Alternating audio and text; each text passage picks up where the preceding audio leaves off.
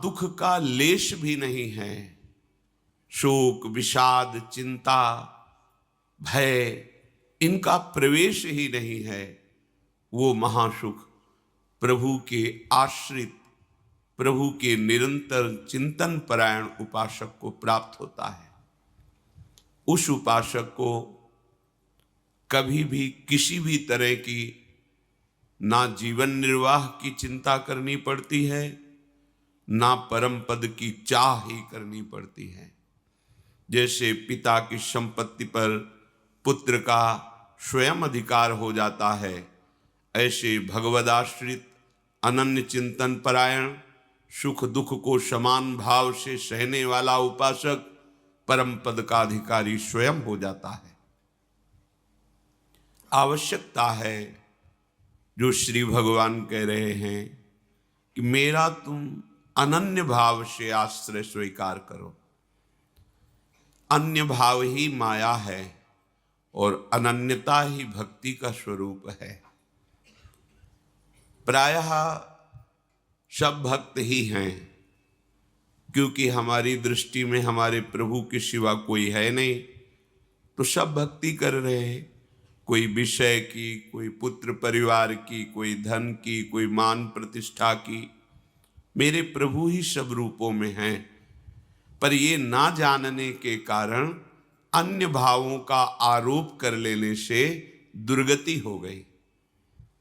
मेरे प्रभु ही हृदय में विराजमान हैं, पर उनकी महत्वता, उनकी महिमा को विश्वासपूर्वक ना स्वीकार करने के कारण हमारा हृदय आनंद सिंधु में नहीं डूब पा रहा। नाना प्रकार की चिंताएं, क्लेश, अशांति, अभाव ये हमें सताए जा रहा है, जबकि पूर्ण कृपा सिंधु, आनंद सिंधु हमारे हृदय में ही विराजमान है। तो हमारी कहीं त्रुटि हो रही है। नहीं, हृदय में विराजमान प्रभु और दीनता, दुख, भय, विषाद, ये दीनता भक्ति जनित नहीं, विषय दीनता, अभाव जनित दीनता। जो भक्ति की दीनता होती, भाव की चरम सीमा है वो, लेकिन ये दीनता विषय प्राप्ति के लिए, कामनाओं की पूर्ति के लिए दैन्य हुआ भटक रहा है। जबकि सर्व सामर्थ्यशाली, सर्व सुख सिंधु प्रभु हमारे समीप हैं। हमें क्यों अनुभव में नहीं आ रहे? आनंद सिंधु मध्य तो भाषा, फिर हम क्यों आनंद की खोज विषयों में कर रहे हैं? अज्ञान के कारण, अविद्या के कारण। उस अज्ञान अविद्या की निवृत्ति कैसे होगी? मामेव ये प्रपद्यन्ते माया में ताम तरन्ति ते। जो मेरी शरण में आ गया वो माया अविद्या से तर गया, उसके अज्ञान का नाश हो गया। तो प्रभु की शरणागति का स्वरूप क्या है? सर्वभाव से अपने प्रभु को प्रसन्न कर लेना। भगवान वर्णन करते हैं, अनन्यास चिंतयन्तो माम ये जनाः पर्युपासते। मेरी सर्वभाव से उपासना, मन से, वचन से, कर्म से, प्रत्येक चेष्टा से, केवल एकमात्र उपासना का तात्पर्य अपने प्रभु के समीप रहना। हमारा भाव, हमारी चेष्टाएं, हमारी इंद्रियां प्रभु से जुड़ी होनी चाहिए। उपासना अपने प्रभु के समीप ही होनी चाहिए।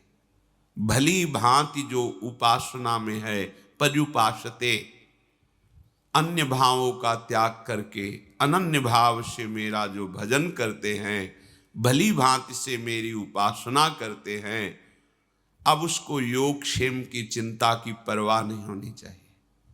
ये चिंता परवाह उनको होती जो भगवद आश्रित नहीं होते। स्वयं श्री भगवान कह रहे, योगक्षेमम वहाम्यहम्। लोक परलोक में जो तुम्हें चाहिए वो मैं प्रदान करूंगा, और जो प्रदान किया है उसकी रक्षा मैं करूंगा। तुम्हें बिल्कुल चिंता नहीं करनी, ना साधन की और ना व्यवहार की। इह परलोक सकल सुख पावत। देखो, इतने बड़े मालिक कह रहे, क्षेमम, मैं तुम्हारी रक्षा करूंगा।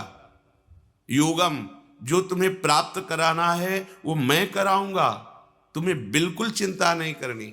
केवल मेरी शरण में होकर, मेरे आश्रित होकर मेरा अनन्य चिंतन करो। प्रसंग चल रहा था कि पूर्ण शरणागति किसे कहते हैं।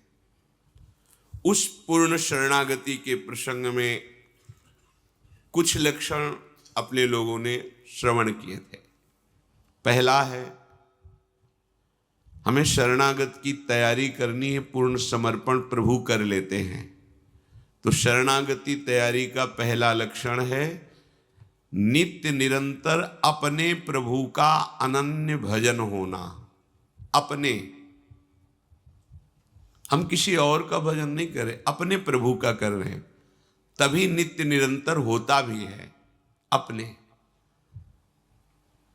प्रभु के सिवा मेरा कोई अपना नहीं। इस अपने शब्द में कोई भी वस्तु, व्यक्ति, स्थान, पद, प्रतिष्ठा नहीं आनी चाहिए। अपनापन आपका सुरक्षित केवल प्रभु के लिए हो। हम लोग यहां चूक कर बैठते हैं, किसी न किसी को अपना मान लेते हैं। अपना धन, अपना जन, अपना बल, अपना ज्ञान, अपनी तपस्या, अपना व्रत, अपना नियम। कोई बिरला ही होता है जो केवल प्रभु को अपना मानता है, अपनापन केवल प्रभु को। फिर तो बात बन गई। फिर तो मतलब ऐसी जीवन में दिव्यता आएगी कि आप खुद अनुभव करेंगे। शब्द याद कर लीजिए, अपनापन केवल प्रभु से। दूसरा कोई अपनेपन को ना लेने पावे, यही हमारी सावधानी है। पर हमारे हृदय में जांच करके देखा जाए तो सब जगह अपनापन हो सकता है, लेकिन प्रभु से नहीं।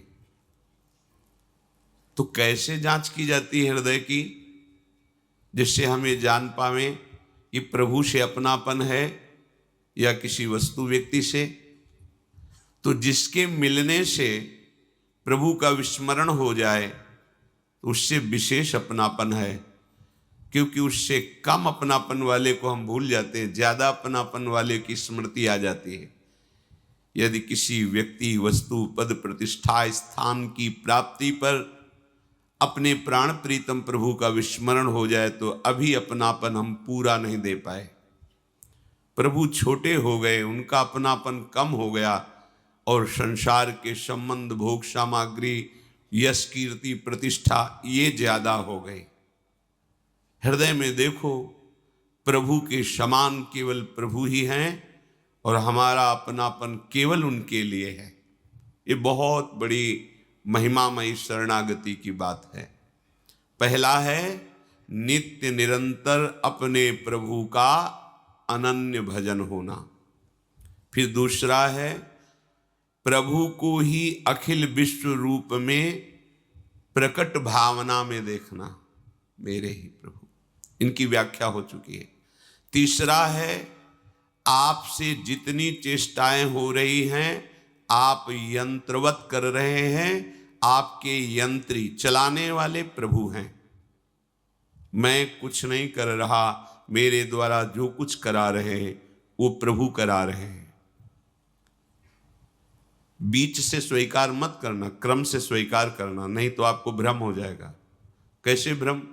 आपने ये बात स्वीकार कर ली केवल अपनी बुद्धि से कि जो कुछ करा रहे हैं प्रभु करा रहे हैं, फिर अब विधि निषेध की क्या बात रह गई? फिर तो हम जो पापाचरण कर रहे हैं, भोग कर रहे हैं, हिंसा कर रहे हैं, चोरी कर रहे हैं, खान पान गलत कर रहे हैं, तो बोले आपने ही कहा था प्रभु जो करा रहे हैं वही हो रहा, तो वही हो रहा है। इसका मतलब आपने शरणागति का सिद्धांत समझा नहीं, बीच से केवल बात पकड़ ली है। इसीलिए कह रहे सावधान। जब वो नित्य निरंतर अपने प्रभु का भजन करता है और विश्व को अपने प्रभु का रूप समझता है तो पापाचरण किससे होगा? इसीलिए तीसरी लक्षण वृत्ति में रखा गया है कि वो अनुभव करता है कि मेरे द्वारा जो कुछ हो रहा है वो मेरे आराध्य देव करा रहे हैं।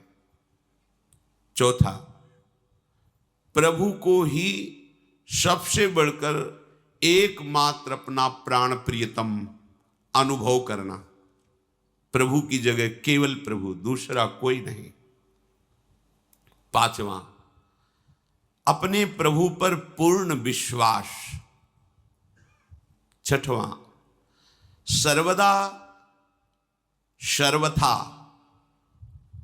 अपने प्रभु के अनुकूल ही आचरण होना। सिद्ध शरणागत में होते हैं, साधक शरणागत इसको आदर्श मानकर चलता है, श्री कृष्ण अनुकूलेन। कभी वो अपने प्रभु के प्रतिकूल आचरण नहीं कर सकता।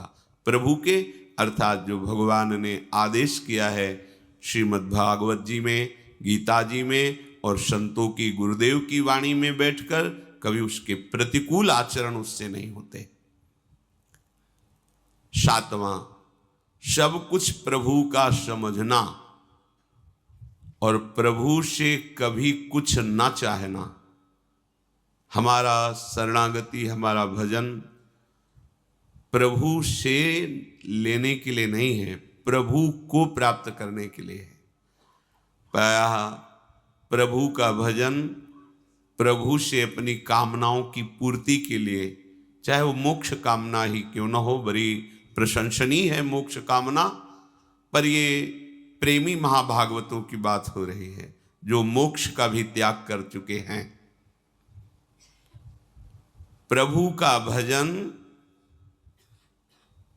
केवल प्रभु के लिए करना। अब जब हमारा शरीर, मन, जीवन प्रभु को समर्पित है, तो जिनके प्रति समर्पित है उन्हीं के लिए भजन करना। ये तो समर्पित जीवन। अब हमारा कुछ बकाया ही नहीं रहा, जो कुछ हमारा अपनापन था वो सब प्रभु के चरणों में समर्पित है। तो सिद्ध पुरुष में ऐसी वृत्ति रहती है, पर साधक को ऐसी धारणा करनी पड़ती है, सब कुछ प्रभु का समझना और केवल प्रभु के लिए ही भजन करना, प्रभु से कुछ नहीं चाहना। तो लगेगा फिर क्या भजन का आनंद हुआ?